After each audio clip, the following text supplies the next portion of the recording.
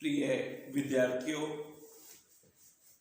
पिछले वीडियो में हमने डिस्कस किया कि किस प्रकार ऐबक गौरी की मृत्यु के बाद लाहौर के सिंहासन पर आरूढ़ हुआ, लेकिन गद्दी पर बैठने के बाद ऐबक को पता चला कि ये तो कांटों का ताज है। उसके सामने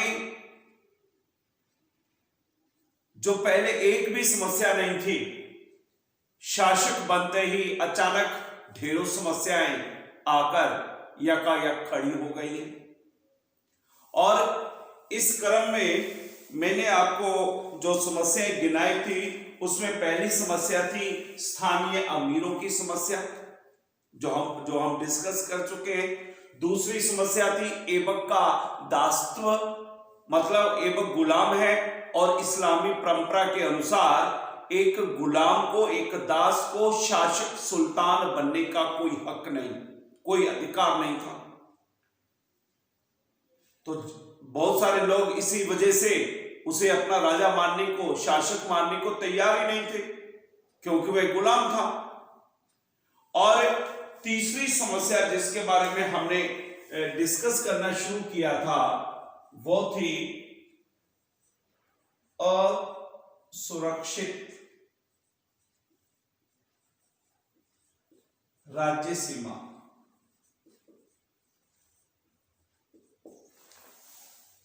विद्यार्थियों, अंग्रेजों के आगमन से पूर्व, हम अब सब जानते हैं कि अंग्रेजों के आगमन से पूर्व भारत पर जितने भी आक्रमण हुए वो इसी दिशा से हुए हैं। ये भूल जाइए, ये भारत का अंग है। ये पाकिस्तान उस काल में भारत का अंग है, इसलिए इसको भूल जाइए आप। ये बाउंड्री लाइन थोड़ी थोड़ी मैं हटा देता हूं, ये सिर्फ समझाने के लिए ऐसा बनाया है। अब जो भी आक्रमण हुआ है वो इधर से हुआ है, ऊपर उत्तर दिशा और इस साइड पश्चिम दिशा। उत्तर और पश्चिम के बीच में उत्तर पश्चिम, ये राज्य सीमा ऐबक की असुरक्षित है। इससे पूर्व, अब चूंकि वो खुद इधर से आकर भारत पर उन्होंने अधिकार किया है, तो वह जानता है कि मैं आ गया, अब मेरे बाद भी ये रास्ता खुला है, असुरक्षित है। जो खैबर और ये दर्रे हैं, यहां पर ये दर्रे जो संकरा मार्ग पहाड़ों के बीच में से होकर आता है, कोई भी आ सकता है और बड़ी आसानी से ऐबक की सत्ता को चुनौती दे सकता है। यह भी समस्या है। और फिर आता है उसके प्रतिद्वंद्वी। कौन कौन है? हम सिर्फ अभी यहां पर सबल प्रतिद्वंद्वी लिख देते हैं।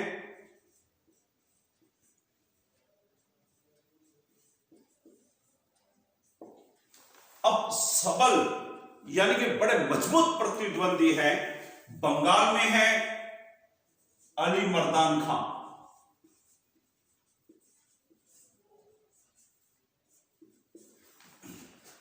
सिंध में है नासिरुद्दीन कुबाचा, और गजनी में है ताजुद्दीन यल्दौज।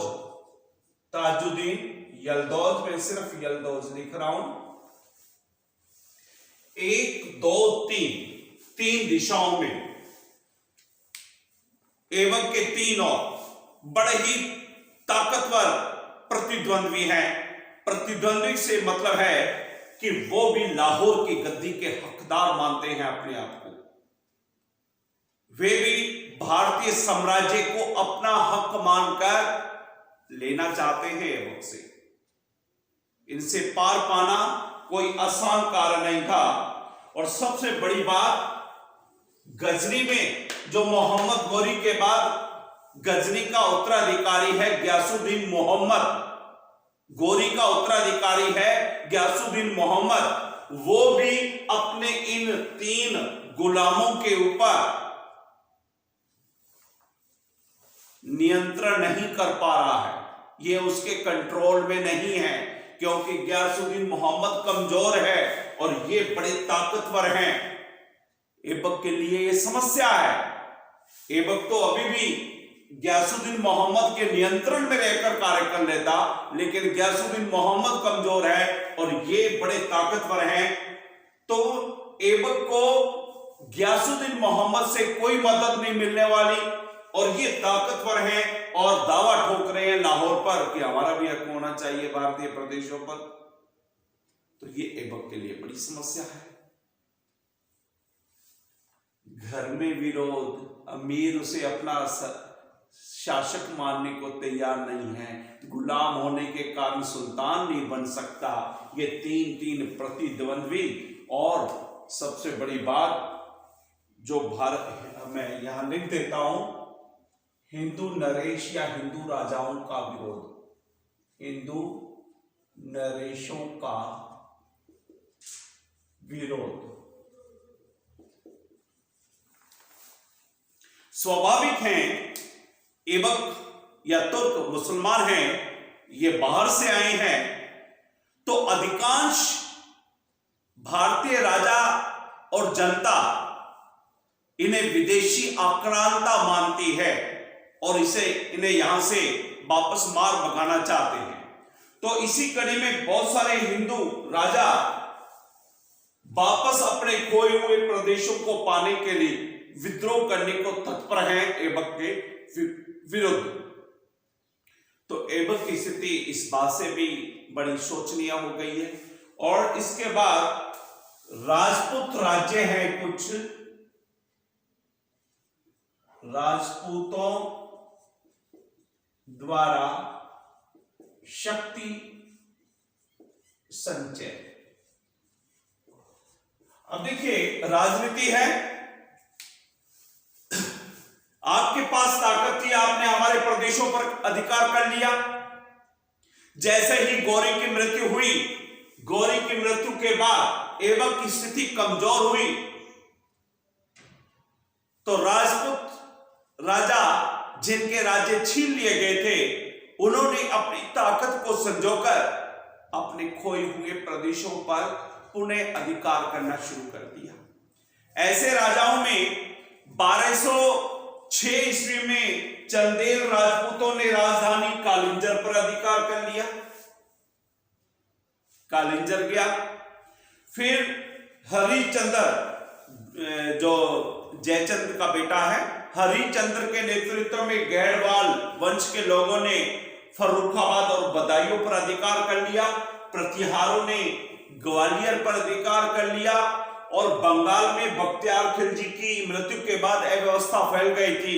उसका लाभ उठाकर अली मर्दान खान नामक व्यक्ति बंगाल का स्वतंत्र शासक बनकर बैठ गया था।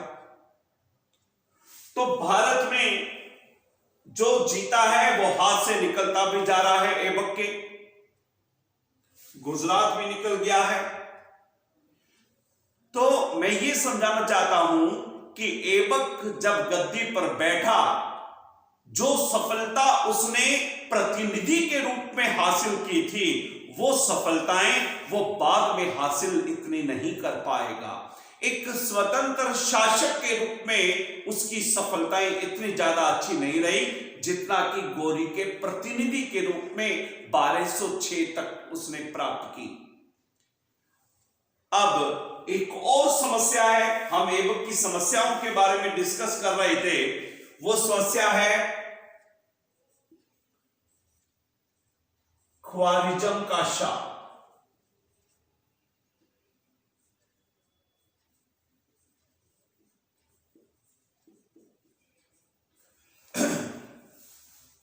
देखिए, इधर आगे चलेंगे, यहां इधर मध्य एशिया, ये मध्य एशिया भाग कहलाता है। एशिया का ऊपर की तरफ अफगानिस्तान, ये अफगानिस्तान है, अफगानिस्तान के आगे ये मध्य एशिया है, ये अफगानिस्तान।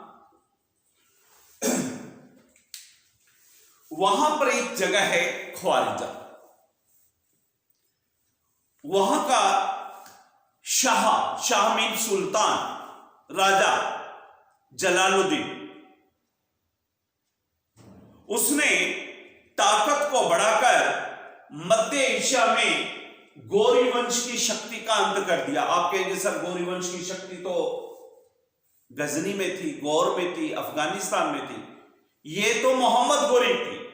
मोहम्मद गौरी के भाई का साम्राज्य बड़ा विशाल था उस तरह।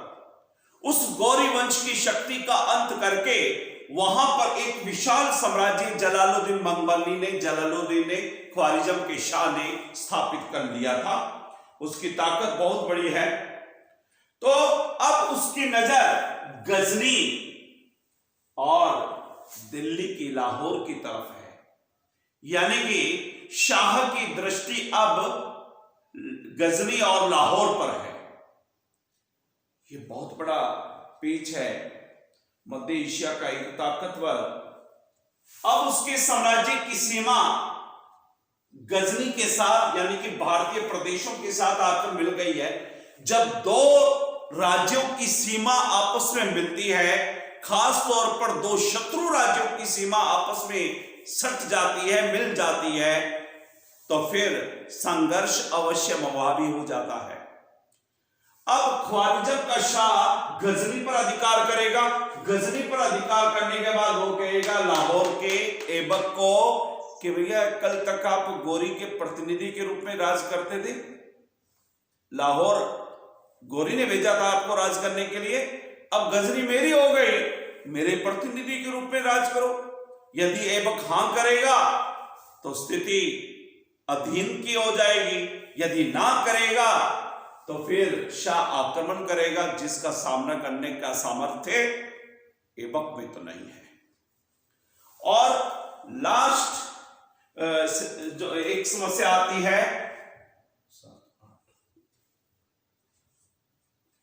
लाहौर की समस्या।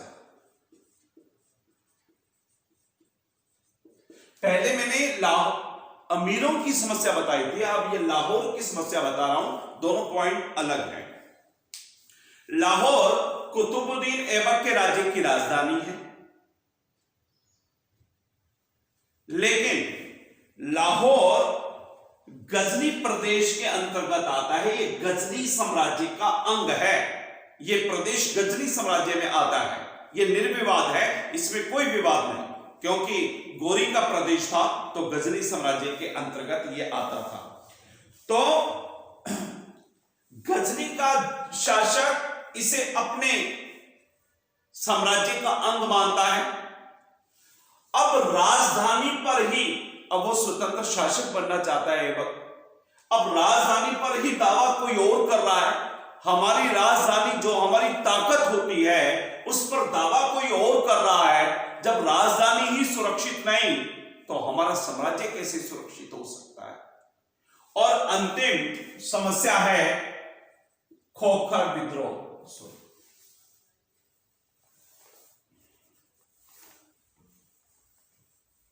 खोखरों की समस्या कह लीजिए या खोखर विद्रोह कह लीजिए।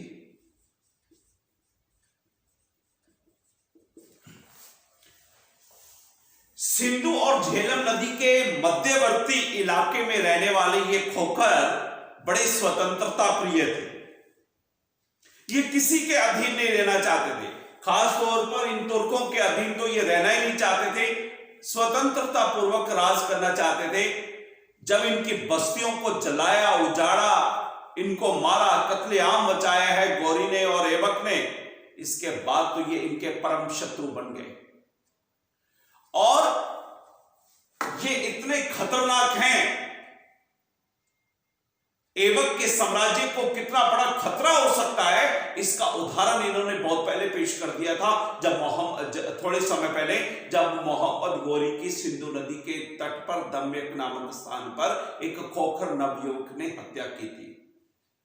तो ये सीमावर्ती इलाके में है। ये शत्रु के साथ हाथ मिला लें तो ऐबक के लिए और बड़ी समस्या बन सकते हैं। तो मैं ये बताना चाहता हूं कि जब कल तक कोई समस्या नहीं थी ऐबक को, जैसे ही वो शासक बना ऐबक के सामने एक के बाद एक समस्याएं आन खड़ी हुई। हम देखेंगे इससे आगे कि ऐबक ने इन समस्याओं से पार कैसे पाया अगली वीडियो। Thank you.